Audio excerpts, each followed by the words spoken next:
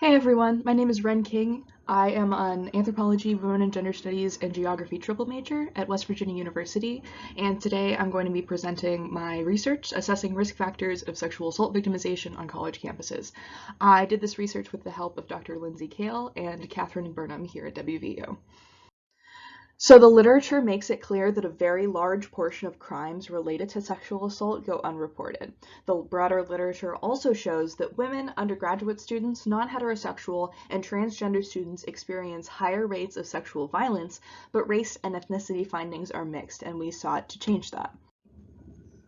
The Association of American Universities Campus Climate Survey was the data that we drew from. It was conducted in 2015 and 2019, and it saw an increase across the board in non-consensual reported sexual contact by physical force or the inability to consent in undergraduate women, graduate and professional women, and in undergraduate men. There was a large increase of reporting, so hopefully that stigma is being negated. So we understand that the paradigm of the sexual assault victim is the white heterosexual female, and assuming that the typical victim fulfills those identity factors or races other characteristics that contribute to sexual assault. It is not just a white heterosexual woman's issue, it must expand to include everyone. So we sought to ask, does race and ethnicity affect the likelihood of sexual assault victimization rates on college campuses? And in addition, how does campus context and individual characteristics affect sexual assault victimization? So our sample was collected by the Association of American Universities in 2015 at 27 predominantly white institutions across the United States. Those are called PWIs. There was a large amount of students that were surveyed, but the sample is mostly female, white, non-Hispanic, and US citizens. Most were undergraduates, indicated that they did not have a registered disability, and 10% of the sample identified with the LGBTQ community. We utilized the incidence of sexual assault, the sexual assault by force, sexual assault by incapacitation, and sexual assault by lack of affirmative consent to consider this data, and we utilized logistic regression. So when we're considering this data, we see that sexual assault overall is the highest across the board, then it's followed by lack of consent, forced sexual assault, and incapacitated sexual assault. It's very important to notice these numbers right here, especially the Asian percentage.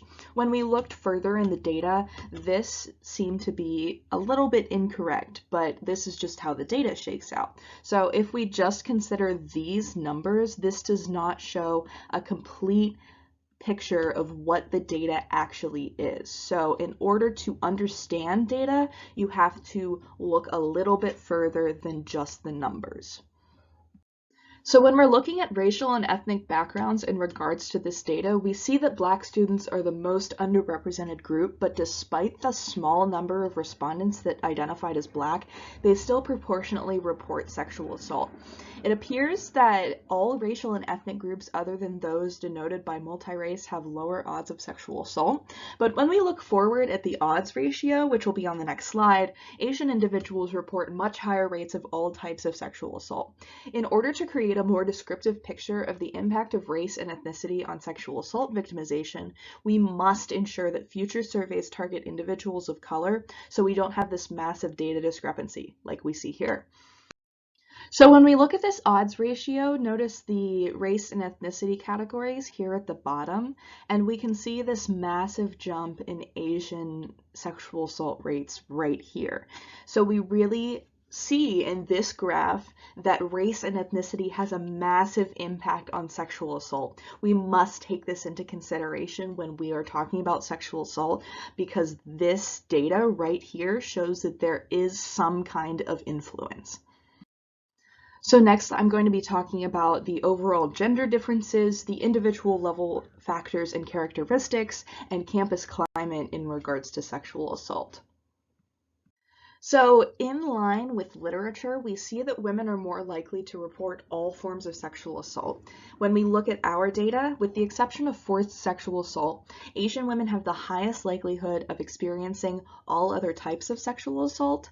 Black women have the lowest likelihood of reporting different forms of sexual assault. Sexual assault by force was highest for white women, but for all other ethnicities, the highest was lack of affirmative consent. And one of the most shocking statistics that we found is that Asian women are 381% more likely to experience sexual assault by lack of affirmative consent, which is significantly higher than any other group. I want to make sure to posit that we are comparing these race and ethnicity findings against white populations, so that might constitute an issue. We might be erasing that, so we need to make sure that we're talking about that when we're considering this data. And we also only collected data that was based on the gender binary, so we can't draw any conclusions in regards to the transgender or non-binary individuals based on this data, which is a big issue. In the future, we need to make sure to collect that. It's important to note that students with a reported disability are significantly more likely to report sexual assault and have higher rates of sexual assault across the board, and this is not reflected in the literature. There is a massive gap in the literature in regards to students with registered disabilities, and that needs to be considered in the future. We understand that students who identified as gay or lesbian and also as other sexual orientations were significantly more likely to report sexual assault. Overall, LGBTQ plus identity is a consistent significant risk factor for lack of affirmative consent across every single racial and ethnic group. This aligns with the literature, but we see that undergraduates are significantly more likely to report all kinds of sexual assault across every racial and ethnic group. But we see that students who are non-US citizens are also at pretty high risk for sexual assault, which is not stated in the literature. So when we're talking about these data, these institutions where it was sourced from are predominantly white, so students of color are significantly unrepresented in the population. This skews our data and makes it a lot harder to draw concrete conclusions without doing further research. Sex classification and sexual orientation, along with campus climate, all fall in line with previous literature and reaffirm the fact that we have to consider those when we are talking about sexual assault. The most compelling findings are that non-US citizens are significantly more likely to experience sexual assault by coercion, and students with documented disabilities are also significantly more likely to experience all forms of sexual assault.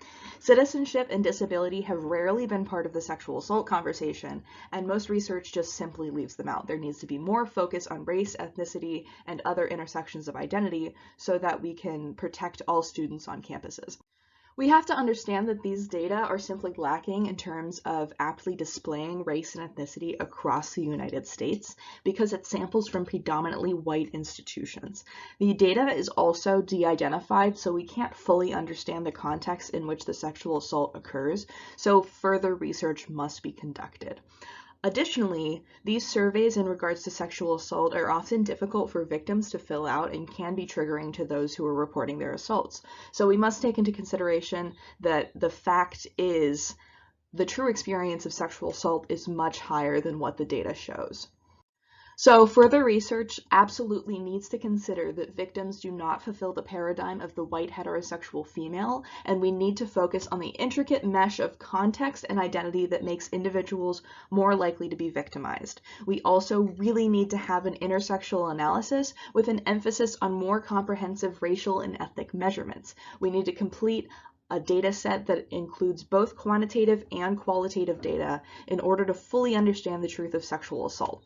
For West Virginia in particular, we have to support legislation and policy that expand sexual assault support programs and ensure that those programs break out of the paradigm of the white female victim and ensure that those who are experiencing high rates of victimization don't feel excluded from services. We should also support research projects at individual universities and emphasize that these projects are not to attack the university, but to improve safety and prevention resources. Thank you all so much for listening to my presentation. I really appreciate it, and if you have any comments or questions, please put them in the comments below. Thank you so much and have a great day.